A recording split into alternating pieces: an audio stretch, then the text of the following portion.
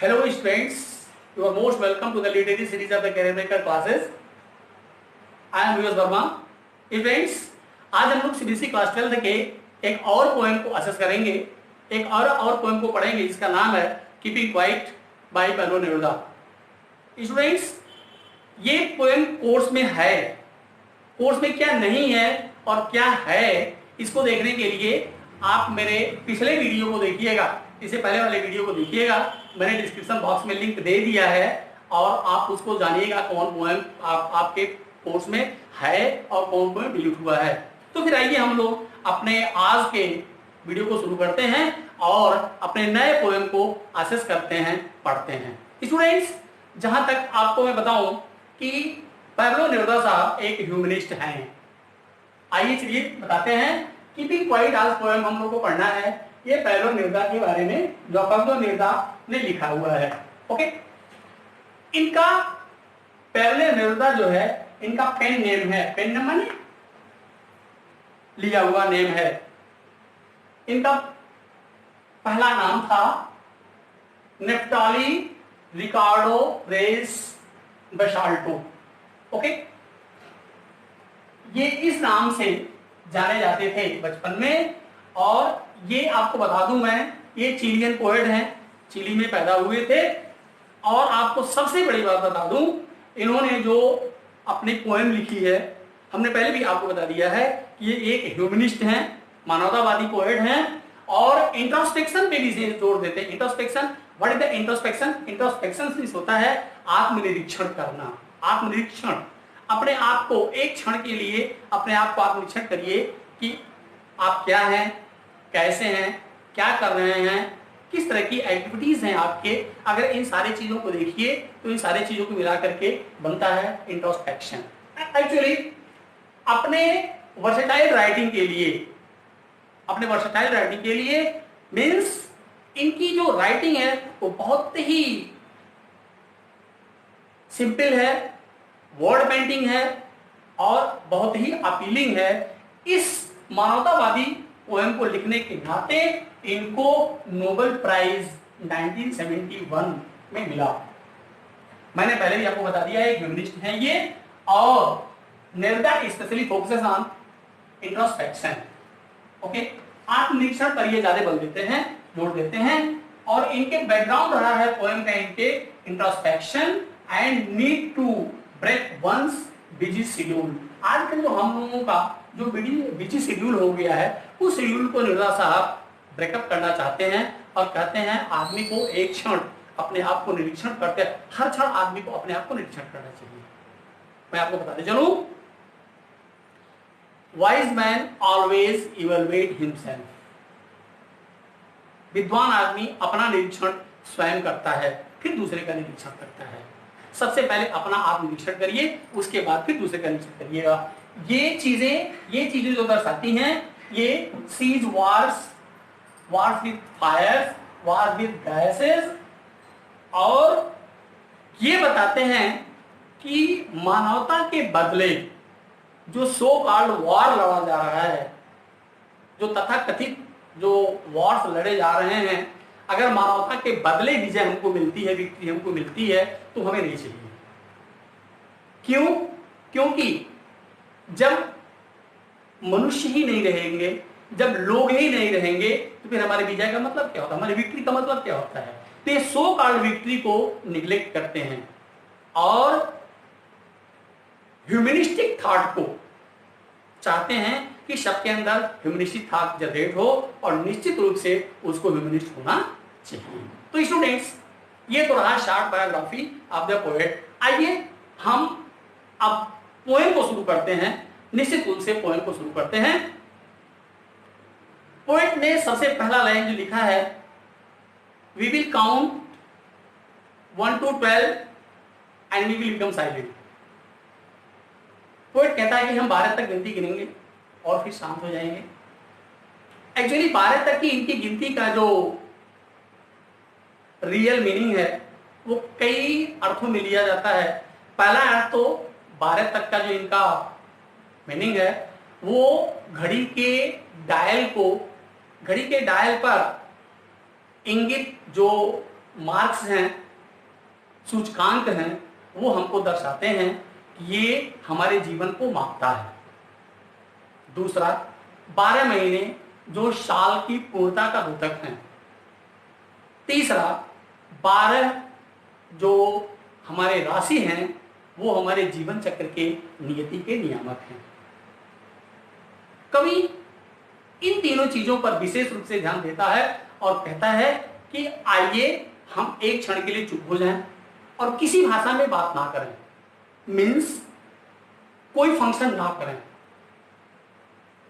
Poet जब ये कहता है कि किसी भाषा में बात ना करें तो निश्चित रूप से वह साइलेंसी पर अपना जो अर्थ है वो केंद्रित नहीं करना चाहता है।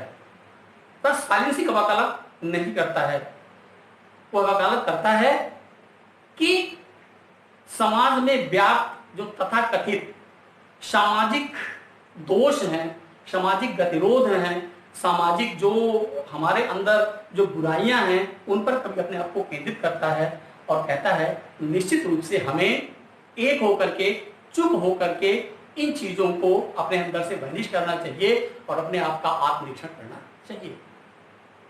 सेकेंडली, कवि कहता है कि हमें आपसे ज्यादा समय नहीं चाहिए, हमें एक क्षण चाहिए। वह एक क्षण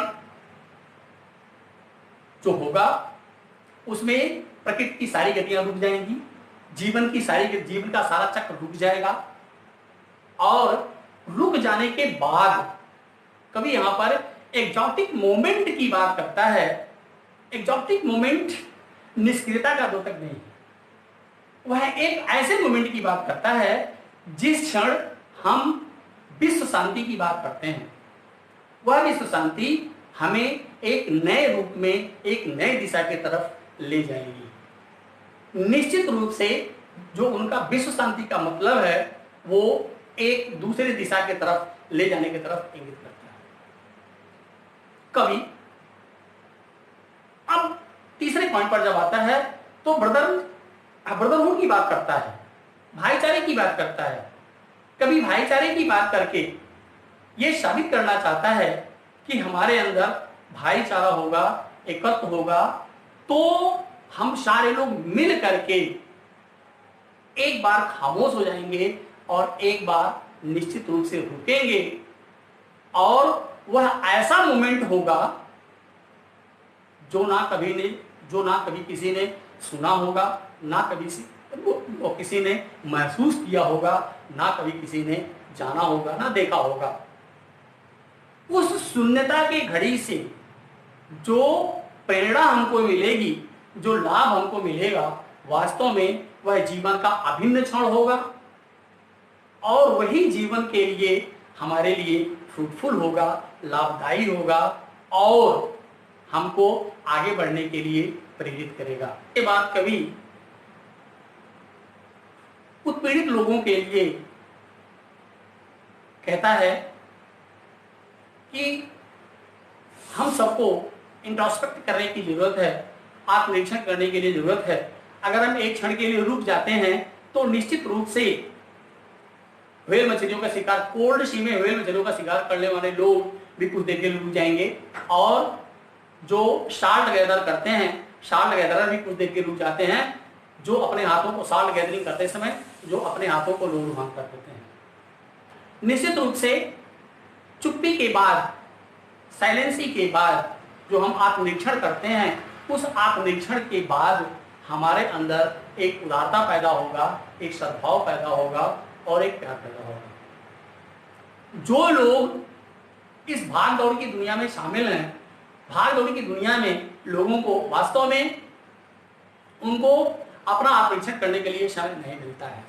यदि वे एक क्षण के लिए चुप हो जाएंगे, एक क्षण के लिए शांत हो जाएंगे तो उनको अपना आत्मनिरीक्षण करने के लिए समय मिलेगा और उस आत्मनिरीक्षण के बाद जो उनको आगे बढ़ने का बल मिलेगा, जो वननेस आएगा, जो एक रूपता आएगी, उससे हमें आगे बढ़ने में बल मिलेगा और हम एकजुट हो करके आगे बढ़ सकेंगे, सद्भावपूर्वक बढ़ सकेंगे और वननेस आएगा और एक रूपता आएगी, हमारे अंदर एक तरह की स्थिरता आएगी। स्थिरता और एक रूपता की बात कर रहे थे, तो यह स्थिरता हमें मानव समाज को पुनर्जीवित करने में सहायक होगी। स्थिर होकर के यदि हम इस चीज को देखते हैं तो स्थिरता हमारे जीवन में एक नई आयाम लेकर के आती है, एक नई पहल लेकर के आती है, एक नई शुरुआत लेकर के आती है। नेरुदा साहब युद्ध को, चाहे वो गैसी युद्ध हो, अभी हमने बताया,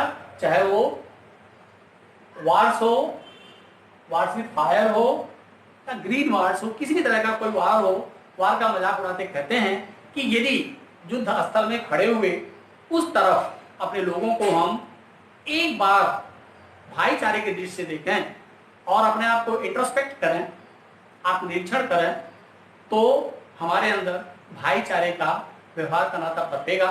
और ये जो इंट्रोस्पेक्शन हमारा होगा, जिसको हम आत्मनिरीक्षण कहते हैं, वह आत्मनिरीक्षण हमें एक मानवता की तरफ हमारा कदम बढ़ाएगा।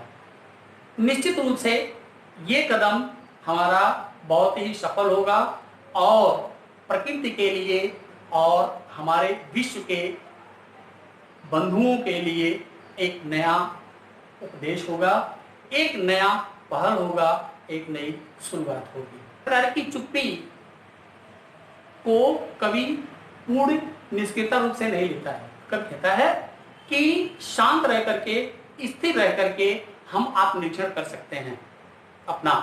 और निश्चित रूप से हम जब शांत रहते हैं तो हम शांत तो रहते हैं, हमारा फिजिकल एक्सरसाइज जो होता है, फिजिकल बॉडी जो होती है वो शांत तो रहती है, लेकिन हमारा मन स्थिर नहीं रहता है, वह हमेशा गति करता रहता है।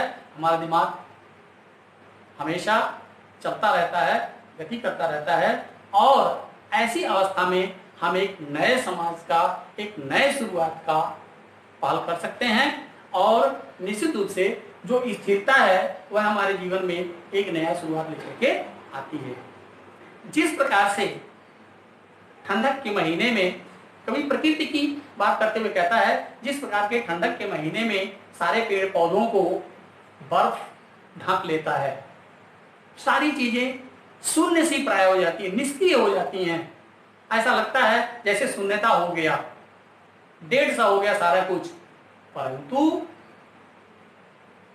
वसंत ऋतु के आते ही वह सारा जो शून्यता होती है वो इरेज हो जाती है, समाप्त हो जाती है, और एक नए मुस्कान के साथ, एक नए पहल के साथ हमारा जीवन, प्रकृति का जीवन पुनः जो पुनर्जीवित हो उठता है और हमें ये नया संदेश देता है कि हमें स्थिर रह करके, चुप रह करके एक नए समाज का, एक नए विश्व का निर्माण करना है और एक नए स्थिरता का निर्माण करना है जो हमारे लिए लाभदायी होगा। स्टूडेंट्स, लास्ट में पोएट हमारे अंदर आत्मनिरीक्षण करने पर बल देता है, हमें सबको अपने अंदर आत्मनिरीक्षण करने पर बल देता है और कहता है कि निश्चित रूप से हमें अपने अंदर आत्मनिरीक्षण करना चाहिए। अब पोएट का कार्य खत्म होता है। पोएट ने जो हमें बताने के लिए कोशिश किया है उसका कार्य समाप्त हो गया है। अब हमें क्या करना है, पोएट के बताए हुए रास्ते पर उस चल करके उसका अनुकरण करना है और उसको पूरा करना है और उससे सामाजिक लाभ उठाना है। स्टूडेंट्स, ये रहा कीपिंग पोएट की समरी। स्टूडेंट्स, मैं बता दूं आपको, ये पोएम पोएट ने ह्यूमैनिटी पे, पीस पे इंट्रोस्पेक्शन करने के लिए लिखा है कि हमें हमेशा पोएट जो है हमेशा इंट्रोस्पेक्शन पे बल देता है और कहता है कि हमें अपने आप को इंट्रोस्पेक्ट करते रहना चाहिए कि हमारा कार्य कैसा हो रहा है, कैसा नहीं हो रहा है। तो स्टूडेंट्स, आज का वीडियो तो खत्म हुआ। यदि आज तक आप बने रहे हैं मेरे साथ तो इसका मतलब कि आपको कुछ मिला, आपने कुछ पाया, हमारा प्रयास सार्थक हुआ, हमारा जो आप तक अपना मैसेज पहुंचाने का कार्य है, आपको बेनिफिट करने का कार्य है, वो थोड़ा थोड़ा पूरा हो रहा है और पूरा हुआ। यदि ऐसा हुआ है तो आप लाइक करना, शेयर करना और सब्सक्राइब करना मत भूलिएगा, ठीक है। स्टूडेंट्स, मैं एक चीज और आपसे कहना चाहता हूं, अगर अब तक आप हमारे सामने हमारे साथ बने रहे हैं तो सब्सक्राइब करना तो बनता है भाई, सब्सक्राइब करिए। एक मैसेज और आपको बता दूं कि अगला वीडियो मेरा जस्ट आने वाला है a thing of beauty by John Keats. तो स्टूडेंट्स, इसी के साथ मैं अपना वीडियो खत्म करता हूं। Thank you very much being with us, watching to me.